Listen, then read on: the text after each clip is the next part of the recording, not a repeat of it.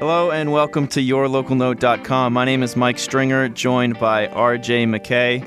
We built this website to put the spotlight on local Philadelphia area musicians so that you'll be able to find new music and keep up to date with them. And there's many ways you can do that on our site. We are streaming 24/7. YLN Radio can be found on phone apps as well. You have your iPhone app and Android app. They're completely free, and you can download them at their stores. Just search YLN. And obviously we have these featured podcasts new every Monday. And this week we welcome in Philly rock band Modern Color, and they are here with their latest EP. It's called Rally at the Summit. So we'll begin with the first track off that EP. The song is called The Ridge, and we have Modern Color on yourlocalnote.com.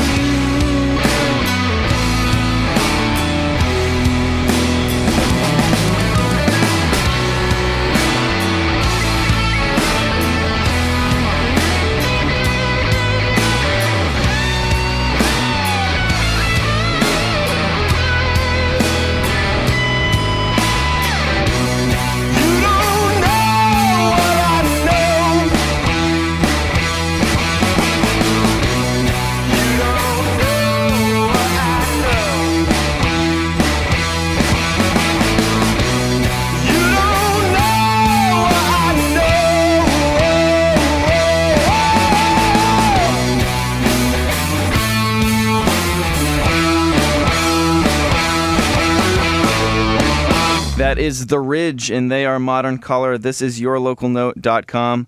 Guys, thanks so much for coming in studio with us. Thank you for having us. No problem. First things first, let's introduce yourself and the role you play in the band. My name is Stefan Sorokman, and I'm the frontman, guitar player, and singer. I'm Chris, and I play the bass guitar. And Tom Weir, and I play drums. Aaron Smith, and I manage the band. All right, and where did the name Modern Color derive from? Well, It kind of came about. We were at first we were called Permanent Press and the Dirty Lints, and one day we all got together and we were talking about how we needed a better name, obviously, and That came from us playing in a laundry room. Yeah, tucked away in a little laundry room. Okay, that was your rehearsal space. Yeah, in the bottom of our house that we live in now, and we were just talking about what we're influenced by, which is blues and rock and funk. So we're like a modern day, Yeah. modern, and then we have a lot of color musical backgrounds, just listening to different things, blues from the UK and everything. So we just started with color and the U, just to give a little shout out to the British blues. Okay. But Now, how did you guys all meet or start playing music together? Tom and I met in college. We both went to Penn State, and we started playing in a group there. Nothing really happened. We were too busy with school, trying to be good students. And we moved to Philly, and we bumped into Stefan. Tom, you can kind of go with that story if you want. Chris and I tried unsuccessfully to start several different projects in Penn State, and every semester someone was leaving to go abroad, someone was graduating. We went through a time trying to get 4 or 5 different rehearsal spaces. One guy we were renting a rehearsal space from went to jail after Christmas break. Yeah. And, Put a fork in it right there. Yeah, we couldn't get into our rehearsal space. It was at a soon to be built club, and we had to sign a waiver saying we wouldn't sue anyone if a rafter fell on our head or anything. Oh, jeez. So we all come back from break and we can't get in. We read in the Daily Collegian that this guy is 4 counts of forging prescriptions at Walmart of all places. So that was at that point we were like, kind of gave up. And then we finished school, and Chris and I both really couldn't find jobs with our degrees. And we started playing more and more music. And Stefan walked by our house and heard us and let himself in.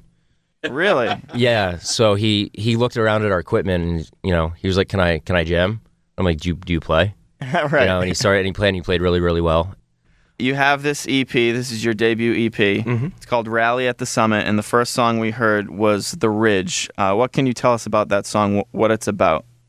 Well, oh man, The riff was written by a really good friend of ours, Nathaniel Ridgway. Okay. from a very musical family, the Ridgways. We were in a point we were trying to write some new stuff, and we were kind of just taking influence from anywhere possible. And Nate, we heard him playing it because he was our roommate at the time, and so we just took this riff and kind of went from there. And I sat down with Aaron, actually, our manager, and we just sat down one night hanging out, and next thing you know, like 2 hours later, we had a whole song and lyrics written, and they all made sense, and I was like, I like this. So that's kind of just how it came about. It was the catchiest thing we'd written because we were. This was right when we started, and we were trying just to write and write and write. Right. And we were trying to figure out what kind of band we were supposed to be because we didn't know. We were trying to write funk tracks. We were trying to write like straight bluesy tracks. We were trying to write something that might be a little poppy or something, And this one just felt right. Just a lot of Black Keys influence, a lot of that deconstructed blues rock. Just kind of riff-driven groove, So you didn't start with a concrete direction for the band when you first started writing together? No, not really.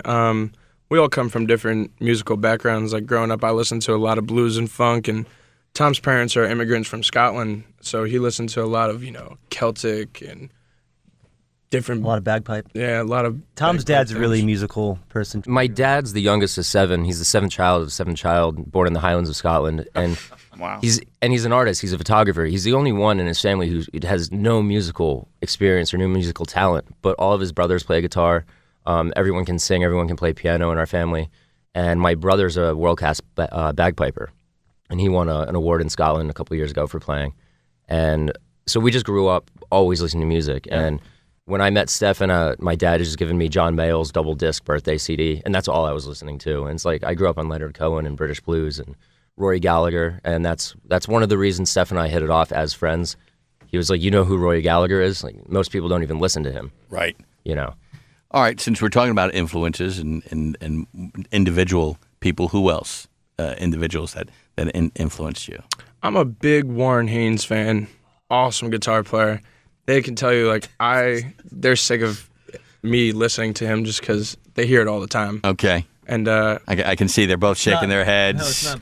No, we love Warren Haynes. It's just it's Stefan's bread and butter right there. Okay. Yeah, I was on tour with a guy named Davey Knowles, and he has Davey Knowles and Backdoor Slam, and he introduced me to Warren when we were on tour together, and it was like just new world just opened up for me. So it's like I haven't been able to stop since then. He has his style of music that he does, but he will go play with any type of band.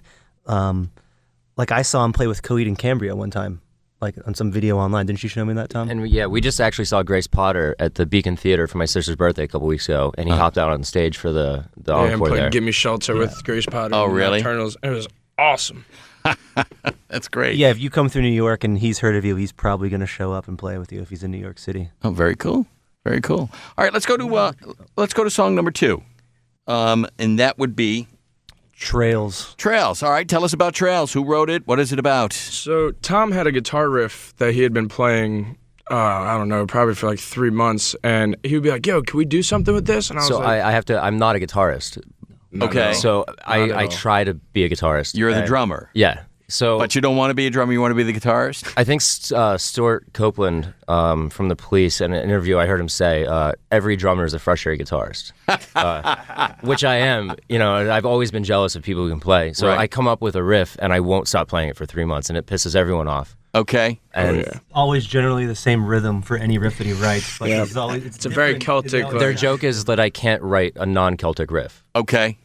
But so he wrote this riff, and at the time I was going through an argument with my parents about they wanted me to go back to school, and I just got back from touring, and I was like, guys, school is not what I want to do. Like, Sure. I want to play music, and they just couldn't really understand that, and so Tom had this riff, and he was like, let's write a song about that, you know? And I sat down, and seriously, like every word in that song is like has something to do with me feeling the way they were telling me, like coming down off the trails, finding my own way, not going to school and doing what they wanted me to do. And you incorporated Tom's riff into that. Yes, Tom's riff is the main push through that song. And it's funny, we had a DJ from my hometown play for our CD release, and he said that they brought up the song in his Bible study group, and he said, "Are you guys a Christian band?" We said no, we're not.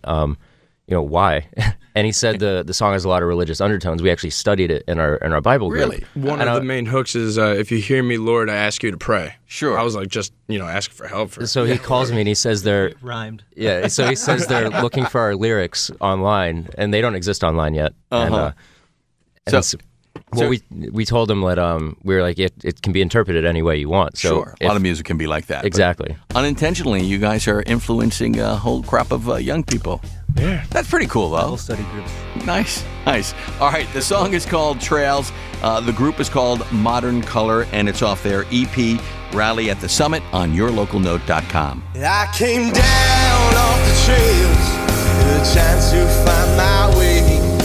Cold and lonely on that winter's day. So I shrugged off my shoulders what people say, because now I got to find my chosen way. If you hear me, Lord, I ask you to pray.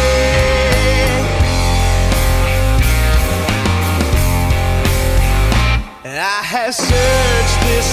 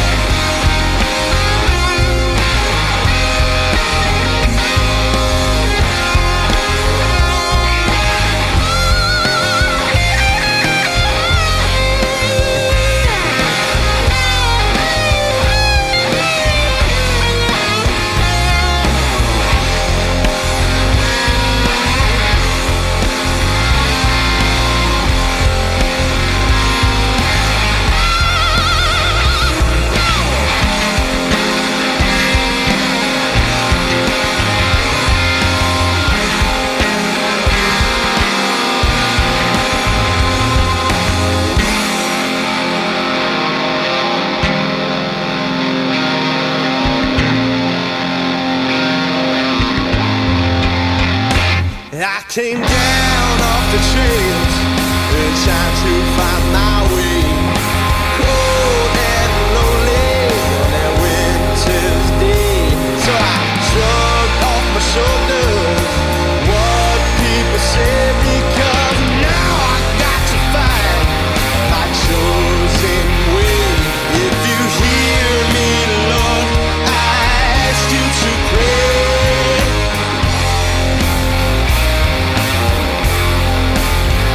And if you hear me, Lord, I ask you to pray.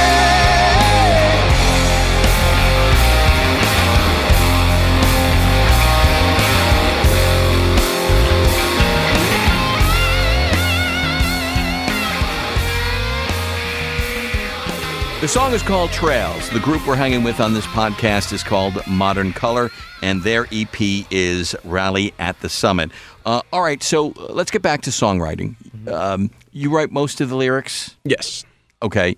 Where do you get your inspiration for your lyrics? Sometimes, we all have day jobs. Sometimes I'll be walking around in my day job and I'll just have a riff in my head that we started writing or anything. And next thing I know, I have just lyrics coming out. Like, you have things on your mind that you just want to kind of put down. And next thing you know, you have a very cohesive song that's just like, that's exactly what I was feeling. You didn't even realize that you were doing that, but that's how it happens for me. Do you feel more comfortable knowing that you've written the songs because you understand the meanings behind 100%, the song? yes. You don't feel as comfortable then singing someone else's song, the lyrics? Actually, yes. I don't feel like I put as much soul into it if it's somebody else's. Because you're searching for a meaning? It's not what I'm feeling. It's not, a feeling that I felt or I could relate with sometimes, so it's hard. But Okay. Tom, you were talking about, the last song that we just listened to, the riff came from you, but where does the music normally then come from? sometimes, like, a few of the new songs that we wrote recently, I'll come up with a riff, and, I'll play this riff, and I'll be like, guys, where do you think this should go? And we all collectively sit down and really chart out what the song should be, how it should be, where it should go. So it's a collective between the three of us. So most of the song is collective then? Yes. Okay. Yeah, it comes from, we play strictly Monday through Friday. We usually don't miss a day. Okay. So when we're playing, we'll at the beginning of the week, we're usually coming up with set lists for shows and what makes sense, what doesn't make sense. And we always try to have, we don't like to be stagnant, so we're always trying to write something new. Okay. And so whenever we're writing, it always starts out as one thing, and by the end of the week, it's something completely different. So you have a whole bunch of songs waiting to be recorded? Yes. Probably Yes. 2000. Probably two albums worth Really? at this point. Okay. And then, so you had a bunch. How did you pick these four then for the EP? Well, the EP was funny because we only had we thought it was going to be a 3-day window. It turned into a 2-day window. After we got to the studio, it ended up being a day and a half. Wow. And so we knew we were going to do, I think, those four, and we debated possibly doing, could we substitute some of them out for other ones? And Yeah, we went in there with the mindset of, we're doing a 4-song EP here. Yeah. So because just on the time constraint itself, like we had to get something out there for the people to listen to. And we picked those. We think those are really good. Those at the time were our best. We've written a whole bunch of new ones, and hopefully the sooner we can get into a studio, the sooner we can get a full length with everything else on it. Did any of these 4 songs change after you started in the studio? Like, did you get any feedback from the I don't production know if over they there? changed, but they definitely became more colorful. Our producer, we worked with a guy named Dave Klaus, who's he's worked with U2, and he's in the middle of doing a record with Shakira right now, and he has one of the best ears I've ever heard. Like, he hears things that you'd never even think of.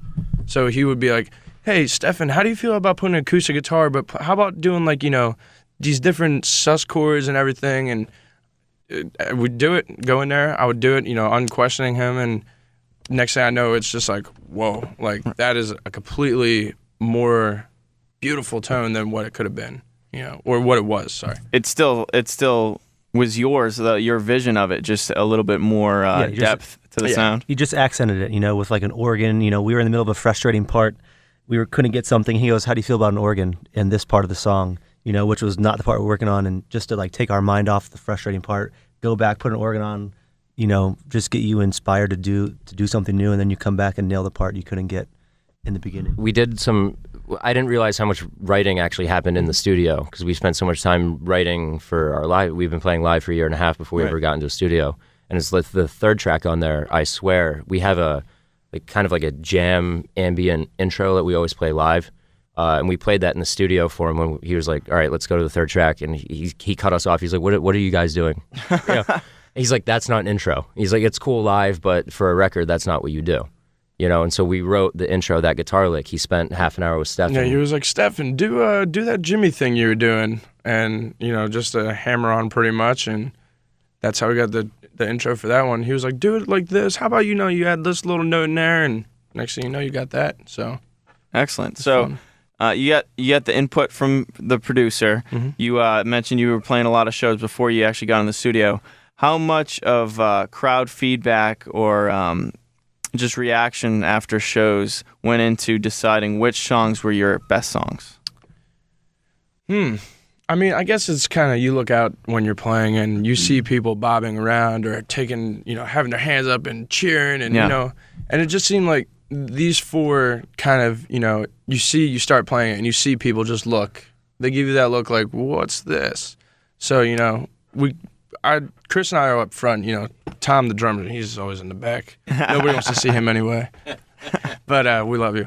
But Chris and I, we paid a lot of attention to how the crowd was reacting to every song, and we kind of made a decision like that. It took a little bit of debating because, we were a live band. We didn't have anything, done in a studio. The show at the Fire that we recorded, that would be like the closest thing to a studio track that we had. But, just like Stefan said, we just had to figure out based on what everyone was doing and how they were responding to it, like which ones we would want to put on, on record. And those four were the ones we picked. All right. Let's go to the third song now, I Swear. Lyrically, what is that song about? There was the last two on this record, I started writing when I was on tour, but it was kind of like a breakup thing. And the pre-chorus in the song, Baby, I love you, but I used to be in love with you. Mm-hmm. My ex-girlfriend actually used to say that to me all the time. The time?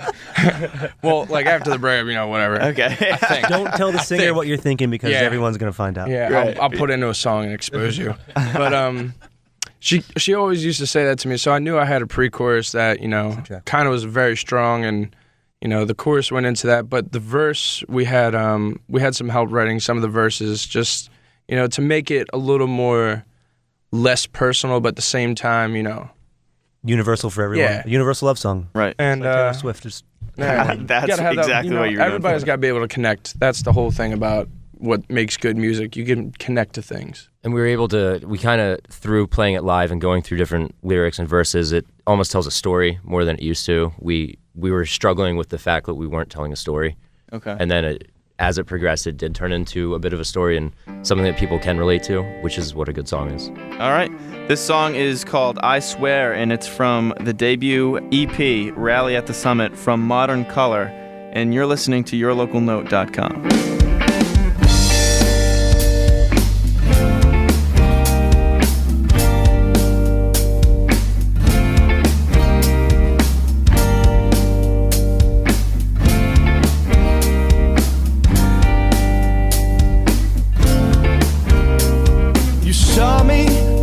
You, someone else was in your place.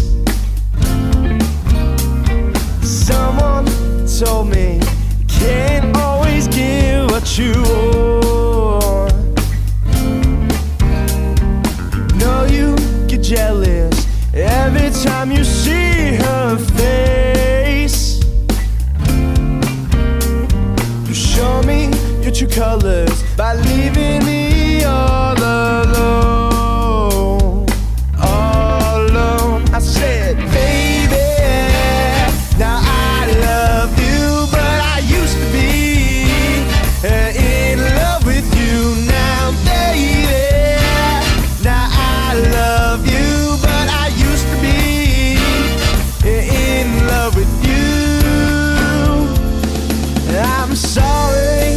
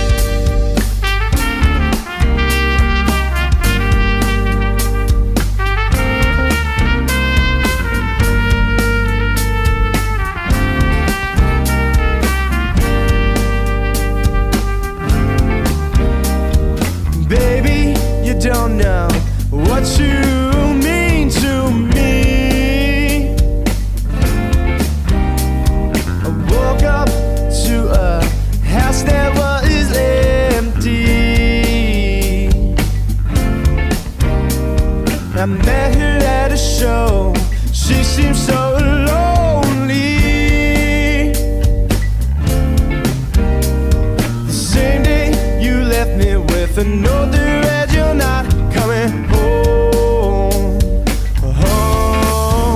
Now baby, now I love you, but I used to be in love with you. Now baby, now I love you, but I used to be in love with you. I'm sorry for beating you to the punch. That's how it goes with us. Loving you ain't enough, so I'm leaving this time, I swear. Leaving this time, I swear. Leaving this time, I swear. So I'm leaving this time, I swear.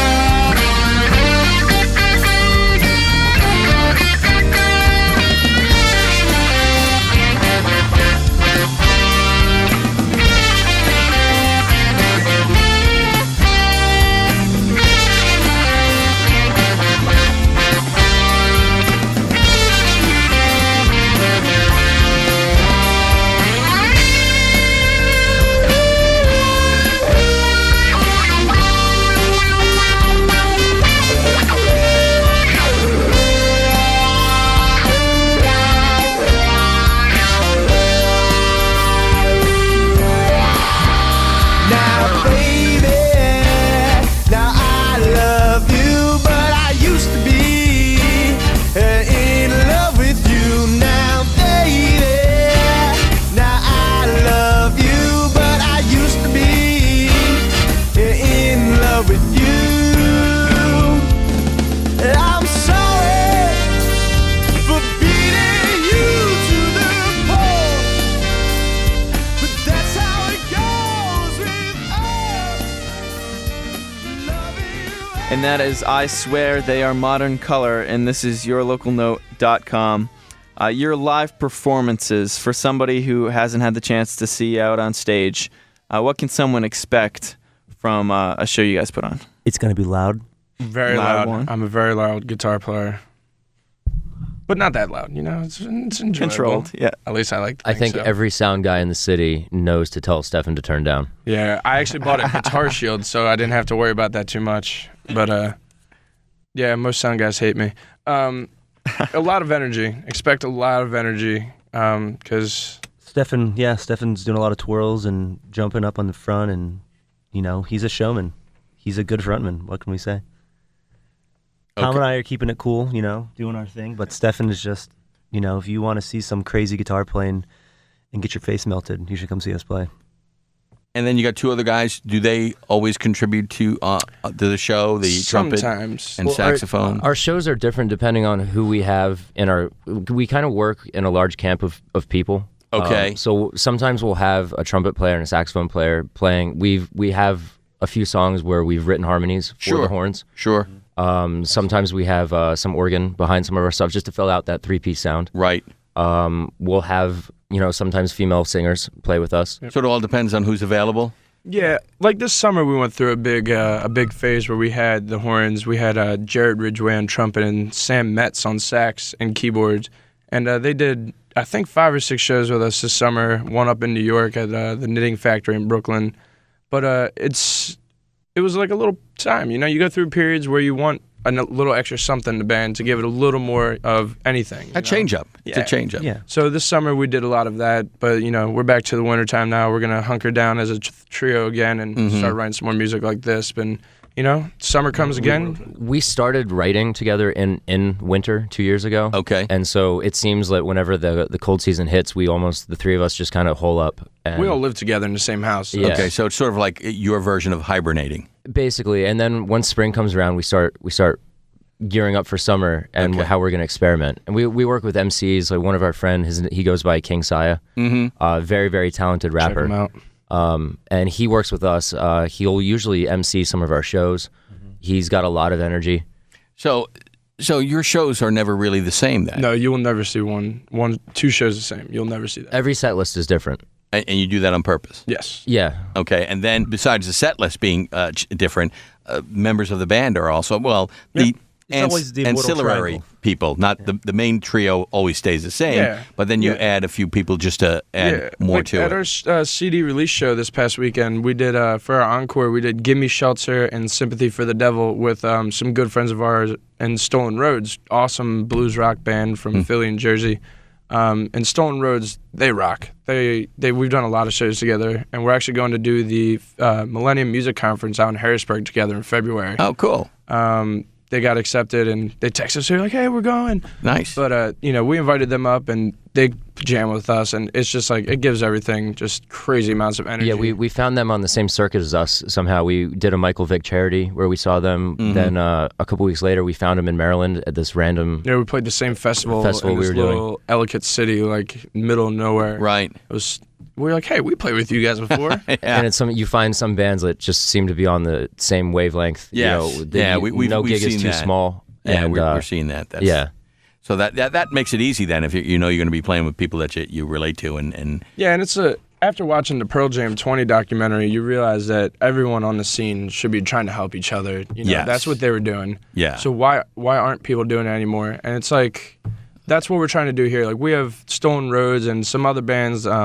They just we all try and stick together and help each other out. Well, that's what we're trying to do here too. Yeah. We're trying to help you guys out. That's and why we support this. Our belief is, the river rises and everyone rises with it, and that's how to work with it. So we should be working together for a long time. Then let's talk about websites where people can find your music. You can find us on ReverbNation.com/Modern Color.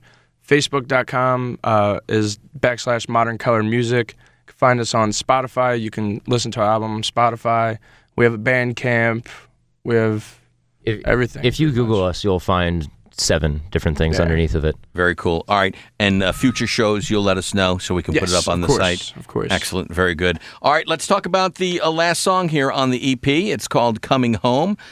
Stefan, what are the lyrics about? Actually, I was coming back from touring. We were doing like a 22-hour bus ride, and I was just watching the yellow and white lines go by pretty much. Right. And I was going through a breakup at the time, and it's harder when you're 2,000 miles away. Yeah, it's a lot harder. Doesn't really help. No, not at all. So pretty much, it's just her telling me she wanted to leave, and whatever. I don't really agree with you, but you got to do what you got to do. Right. And right. pretty much, It's a timing issue, though, because my wife and I never lived together the first 7 years that we were together, and then the first year and a half that we were married, we lived in different cities. Wow. So, we just made it work. So it's a timing thing. Sometimes it works, and then sometimes it doesn't. So Yeah. if it's not there, it's not there. Yeah, and so it was like, I was writing a song. I kept telling her, hey, I'll be home in like a week or two, let's just wait. And she was like, nope, it's over, whatever. So pretty much wrote the song saying that, I'm coming home either way, with or without you. Right. And it's how I got Coming Home. Okay, musically, what did you start it with the riff, or did someone else? I was listening to a Warren Haynes song, and he did this little lick in there, and I was like, oh, I really like that. And I just listened to it over and over, and eventually I kind of like made it my own, and that's how that riff started. Just Okay. This was last spring, and this one's like kind of Stefan's baby. He played with this for about 4 months. Okay. And it first started sounding like Warren Haynes. Then he went through this thing where it sounded exactly like a Pearl Jam track, which about 4 or 5 people told him. Yep, So I was he like, went that's back gotta to the change. drawing board. And then we went through a period of about a month and a half where I couldn't play the song properly on drums. Okay. And then once we finally figured that out, Chris wrote an epic bass line. Chris's bass line makes the whole song really. He does it a lot, unintentionally. I took a year of guitar lessons when I was in 7th grade. And then after that, I just learned from listening to stuff on the radio. So Tom says I have a really avant-garde style of playing. So I just, You just do it. I just try to make it different. Like Stefan's doing, these standard chords, really, really in a very cool way. Right. And so I just figured all right, I'm going to write a really cool melody to go over top of it. So. Okay. The three of us push each other, but Chris and I, because he wasn't a bass player before we started. Like he was playing guitar, so it's like he plays things. I'm like, I love that. Like, can you show me how to play that? Right. And then he'll listen to something I do and be like, just out of nowhere on bass, just like copy that, but just funk it out. And you're like, how did you do that? Tom's dad say I play, I play with like a very rhythmic style. So, Okay. the more, like, it's just the three of us, but I play essentially the You would rhythm never guitar and the bass on the same instrument. Yeah, you would never know there's three of us. And you said the song took months to put together. Does that happen often, or is it usually a shorter time? That was probably the longest one. Yeah, You know it's going to be a better song when it takes a little longer, I feel, because, you're really trying. And that's, you can make a song in a day. You can make a pop song in a day. 3 chords, boom, boom, boom, Right. you're done. Right. But when you really take the time to put some emotion and put some, as I keep saying, color into it, it takes a little longer. But Okay. I think you get a better product at the same time. Very cool. All right, guys, thank you so much. We Thank you really for having appreciate us. hanging out Thank with you you. tonight. And of course, we'll have a brand new podcast next week on yourlocalnote.com. Check it out. And don't forget, you can always download our free apps for an iPhone and also for an Android. Just go to their respective stores, type in YLN, and just download it for free. You can contact us a couple ways. You can email us at contact@yourlocalnote.com, or you can text us at 612-502-6614, 612-502-6614. Wrapping it up with Modern Color. Their song is called Coming Home, and it's from their EP, Rally at the Summit. This is yourlocalnote.com.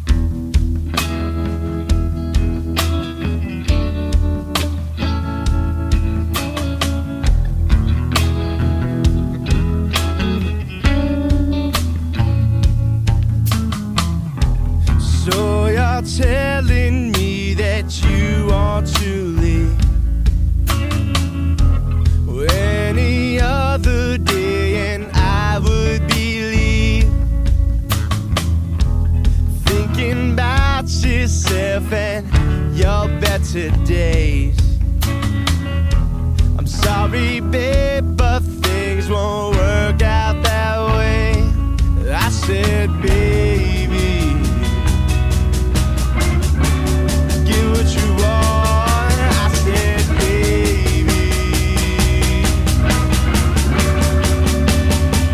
I'm coming home.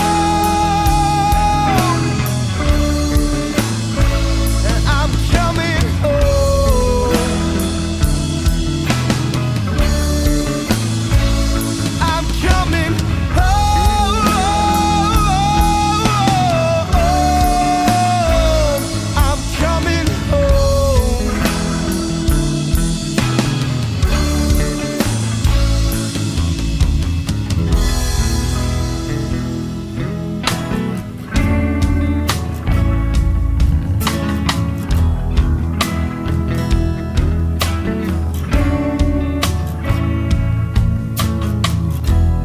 Father time, please watch over me.